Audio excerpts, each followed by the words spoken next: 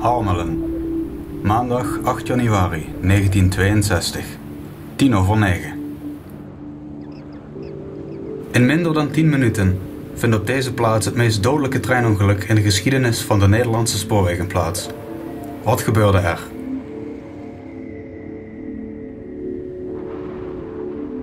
In Harmelen komen de spoorlijnen uit Breukelen en Utrecht bij elkaar en gaan verder richting Woerden. Dit kruispunt is in 1962 gelijkvloers en heeft de naam Harmelen Aansluiting. Sinds 1961 is Harmelen Aansluiting voorzien van een nieuwe beveiliging met lichtseinen en wordt bediend door de treindienstleider van Woerden.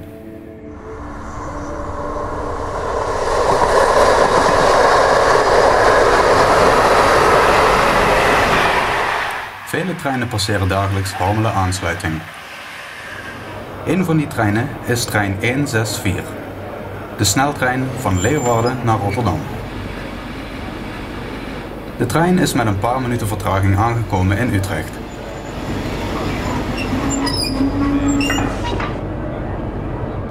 In Utrecht wordt van rijrichting veranderd. De locomotief die van Leeuwarden tot Utrecht heeft gereden wordt afgekoppeld en locomotief 1131 wordt aan de andere kant van de trein aangekoppeld.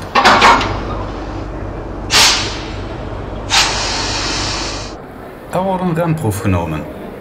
Bij de laatste 2 rijtuigen wordt gecontroleerd of alle remmen aanslaan en lossen. Zo is men zeker dat over de gehele treinlengte de reminrichtingen functioneren. Na het nemen van de remproef kijkt de machinist of alle frontseinen werken en om 9:11 vertrekt trein 164 richting Rotterdam, met 6 minuten vertraging.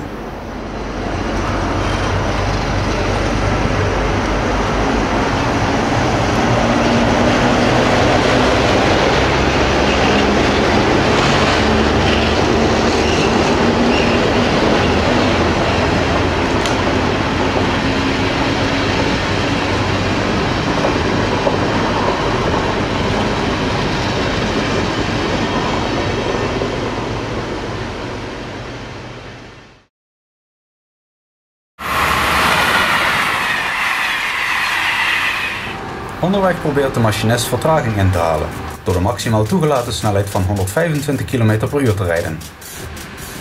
Trein 164 bestaat uit 11 rijtuigen. De eerste wagen achter de lok is een tweede klas rijtuig van het type Materieel 24. Daarachter bevindt zich een eerste klas rijtuig, een restauratiewagen en 3 tweede klas rijtuigen, allen van het type Plan E. 2 tweede klas rijtuigen van het type Materieel 24 en Plan E. 1 gecombineerd eerste en tweede klas rijtuig van het type Plan K en tot slot nog 2 tweede klas rijtuigen van het type Materieel 24. Het is erg druk in de trein. Naar schatting reizen ongeveer 900 passagiers mee.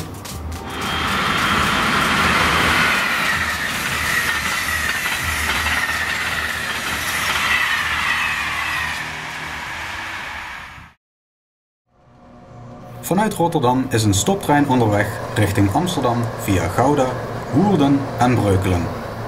Dit is trein 464. Trein 464 bestaat uit 2 treinstellen van het type Materieel 46. Een 4-delig treinstel met nummer 700 en een 2-delig treinstel met nummer 297. Ook in deze trein is het erg druk. Naar schatting maken 180 reizigers gebruik van deze trein. De trein is aangekomen in Woerden, het laatste station voor Harmelen Aansluiting.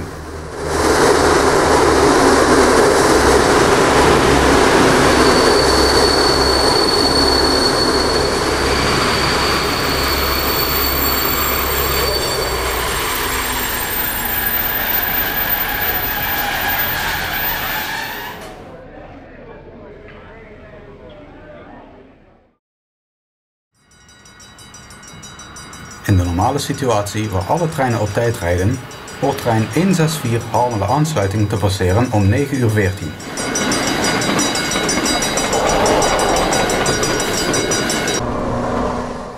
Om 9:18 passeert dan trein 464 richting Breukelen en om 9:21 passeert dan trein 114, de sneltrein van Groningen naar Den Haag. Door de vertraging van trein 164 gaat het op maandag 8 januari anders. Om 9:14 maakt treindienstleider Woerden de keuze om voor trein 464 een rijweg in te stellen van Woerden tot zijn 16 van Harmelen aansluiting. Op deze manier stopt de stoptrein voor de kruising en krijgt de sneltrein zoals normaal voorrang. Op zijn tableau ziet hij dat trein 464 in de buurt komt van Harmelen aansluiting. Trein 164 uit Utrecht heeft zich nog niet aangekondigd. De treindienstleider kiest hierom om een verdere rijweg voor trein 464 in te stellen naar het rechterspoor richting Breukelen via de wissels 5 Bravo, 5 Alpha en 3. De wissels veranderen van richting en sein 16 komt uit de stand stop. Kort na het instellen van de rijweg kondigt trein 164 uit Utrecht zich aan op het tableau. Het is nu te laat om de rijweg voor trein 464 te herroepen om trein 164 alsnog voorrang te verlenen. Omdat de rijweg van trein 464 is ingesteld, moet de sneltrein uit Utrecht voor een rood sein wachten. Dit rode sein wordt voorafgegaan door een geel sein. Dit gele sein betekent in 1962 snelheid verminderen tot maximaal 30 km per uur en de remming voortzetten tot de trein binnen zichtafstand van een stoptonend sein tot stilstand kan worden gebracht. Oftewel, stoppen voor een rood sein. Het is erg mistig en de seinen zijn slecht zichtbaar. Trein 164 raast met de volle 125 km per uur langs het gele sein. De machinist merkt het gele sein niet op en zet geen remming in. Trein 464 is intussen bezig met vaart te maken om door de wissels te rijden. Beide treinen stormen nu tegelijkertijd op Harmelen aansluiting af. Het is 9:19.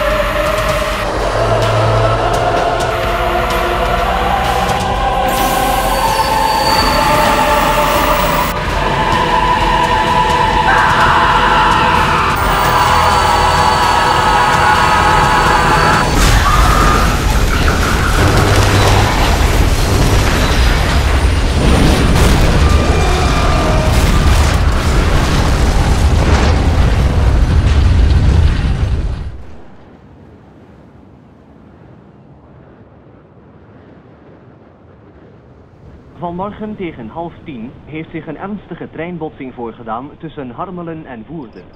Volgens de eerste berichten zijn er tientallen doden en een groot aantal gewonden.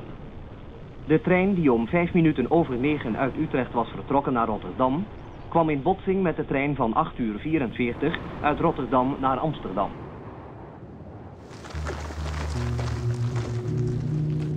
De machinist van trein 164 merkt het rode sein te laat op en zet een snelremming in. De afstand tot het kruispunt is veel te kort om er veilig voor te kunnen stoppen. Uit de dichte mist doemt de kop van treinstel 700 op, welke net door de wissels naar links komt. Met 107 km per uur boort lok 1131 met 11 rijtuigen en ongeveer 900 reizigers zich bijna frontaal in trein 464. Lok 1131 wordt bij de botsing naar rechts geworpen en crasht ondersteboven naast het spoor. Het eerste rijtuig van de sneltrein boort zich in het eerste rijtuig van de stoptrein. Beide rijtuigen worden totaal vernield. De twee in elkaar geschoven rijtuigen vormen een berg van verwrongen staal. Het tweede rijtuig van de sneltrein schampt hierop af en belandt naast het relaishuis. Ook het derde rijtuig ontspoort en komt naast het derde rijtuig van de stoptrein tot stilstand. Het vierde en vijfde rijtuig ontsporen eveneens. De resterende 6 rijtuigen van de sneltrein blijven in het spoor staan. Van de stoptrein ontsporen de eerste 3 rijtuigen, waarvan het eerste totaal wordt vernield. Het tweede rijtuig wordt aan de zijkant compleet opengescheurd en het derde rijtuig raakt zwaar beschadigd. De andere 3 rijtuigen blijven in het spoor, maar zijn beschadigd. 91 mensen, onder wie beide machinisten, kwamen vrijwel direct om het leven. 54 mensen raakten zwaar gewond. 2 van hen overleden later alsnog in het ziekenhuis. Het totaal aantal slachtoffers kwam daarmee op 93.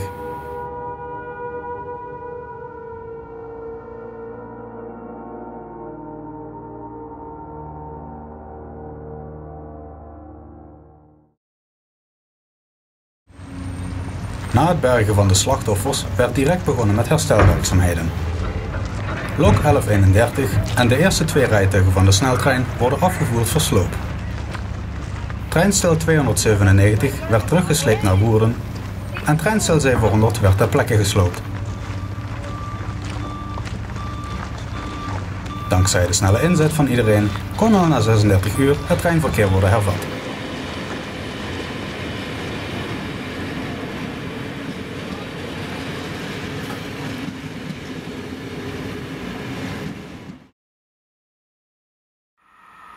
Hoe had dit ongeluk kunnen worden voorkomen? Misschien iets dat de machinist kan waarschuwen dat een sein wordt gepasseerd? Het antwoord is de automatische treinbeïnvloeding. Kortweg ATB. De ATB is een continu beveiligingssysteem dat met een stroomloop door de spoorstaven een magnetisch veld opwekt. Dit magnetisch veld wordt door de ontvangspoelen onder de locomotief of krachtvoertuig opgevangen en vertaald naar een code. Er zijn verschillende ATB-codes voor de snelheden 40, 60, 80, 130 en 140 km per uur. Bij een codeverandering klinkt er in de cabine een belsignaal. Als dit belsignaal klinkt bij een snelheidsverlaging opdracht, dan hoort de machinist te remmen. Mocht de machinist niet direct remmen, dan klinkt er een langer, rinkelend belsignaal.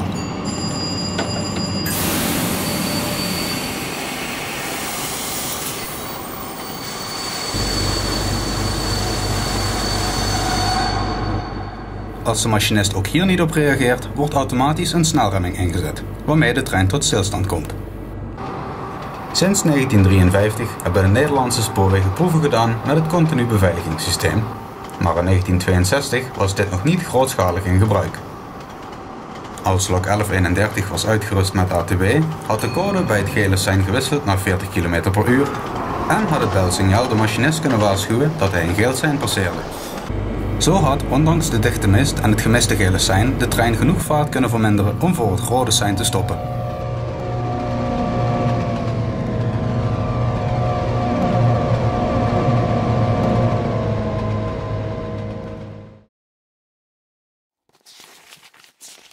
Na een uitgebreid onderzoek is geconcludeerd dat de machinist van trein 164 door de dichte mist het gele sein niet heeft gezien, hij niet is gewaarschuwd door een beveiligingssysteem en dat de ATB versneld moest worden ingevoerd.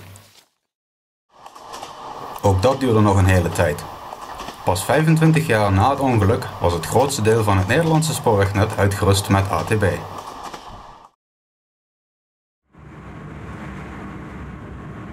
In de jaren 90 is de gelijkvloerse kruising in Harmelen vervangen door een zogenoemde flyover. Dankzij deze flyover kunnen treinen veiliger van richting veranderen, omdat ze elkaar niet meer gelijkvloers hoeven te kruisen. Bij de plek van de ramp is een monument gerealiseerd. Een corpus zonder hoofd verbeeldt de slachtoffers. En op 2 platen zijn de namen van de omgekomenen te zien.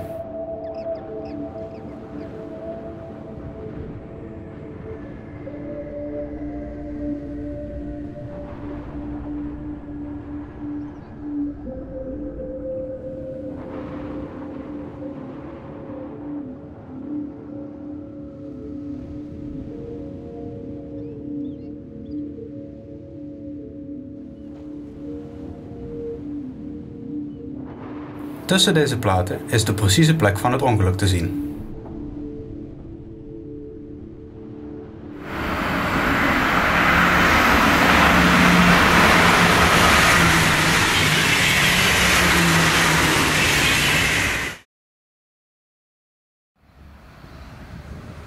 Vandaag de dag zijn zowel bijna alle treinen als baanvakken voorzien van ATB. Alle nieuwe treinen hebben zelfs European Train Control System aan boord, kortweg ETCS. Met ETCS zijn kleurenlichtseinen overbodig en kan zelfs met snelheden zoals 300 km per uur exact doelafstand en doelsnelheid worden weergegeven.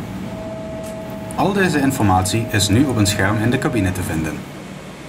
Het blauwe bord met de gele driehoek is in dit geval vergelijkbaar met een rood sein. De spoorwegen werken continu aan verbetering van de veiligheid. Maar hoewel de trein een van de veiligste vervoersmiddelen ter wereld is, een ongeluk zit altijd in een klein hoekje.